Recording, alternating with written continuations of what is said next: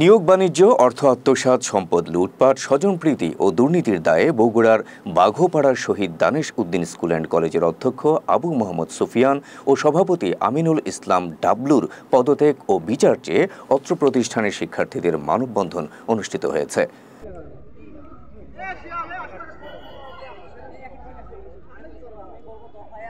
13 August মঙ্গলবার দুপুরের দিকে অত্র শিক্ষা প্রতিষ্ঠানে উক্ত মানববন্ধন অনুষ্ঠিত হয়। বৈষম্য বিরোধী ছাত্র আন্দোলন ও অত্র কলেজের শিক্ষার্থীরা গেল 7 আগস্ট 13 দফা দাবি তুলে ধরে অধ্যক্ষ বরাবর একটি চিঠি প্রদান করেন।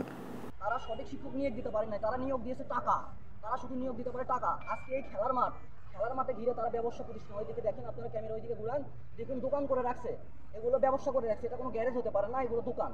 খেলার মাঠ সম্পৃক্ত আছে, এদের প্রত্যেককে বিচারের আওতায় আমরা আপনাদের মাঝে আনতে চাই এবং এর জন্য আমাদের সহযোগিতা প্রয়োজন।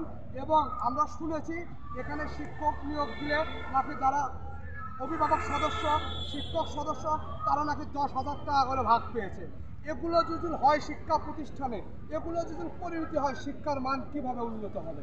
তাই আমাদের আজকের এই দাবি, এই মুহূর্ত থেকে আমরা দাবি অনল থাকবো যতদিন পর্যন্ত আমাদের সভাপতি মহোদয় এবং অধ্যক্ষ মহোদয় তারা যতক্ষণ পর্যন্ত পদত্যাগ না করতেছে, আমাদের শান্তিপূর্ণ দাবি, আমাদের কর্মসূচি আমরা অব্যাহত রাখবো।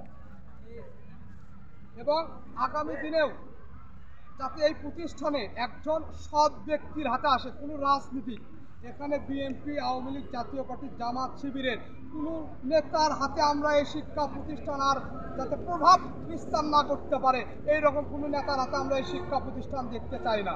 আমরা চাই একজন ন্যায়বান প্রধান শিক্ষক, যিনি শিক্ষার মান উন্নয়ন করবেন। আমাদের পরিবেশকে বাঘোপাড়া, আমরা যখন এই প্রতিষ্ঠানে পড়েছিলাম, আমাদের 15 সালে আমি এখান থেকে এসএসসি পরীক্ষা দিয়েছি, আমাদের ক্লাসরুমে দেখেছি প্রত্যেক ক্লাসে ছাত্ররা ভরে গেছে। আর এখন আসা থেকে দুঃখজনক বিষয়, প্রত্যেকটা ক্লাসে 6 জন, 7 জন, 20 জন, 25 জন, কোনো ক্লাসে দেখলাম না 50 জন ছাত্র। এটা আমাদের স্থানীয়, আমি একজন স্থানীয় লোক হিসেবে, স্থানীয় ছাত্র হিসেবে এটা খুব একটা দুঃখের বিষয় যে এই প্রতিষ্ঠানটা রক্ষা করার দায়িত্ব কার? শিক্ষকদের, আমাদের স্থানীয়দের, মুরব্বীদের। এখন পর্যন্ত দেখেন এই যে 7-8 দিন ধরে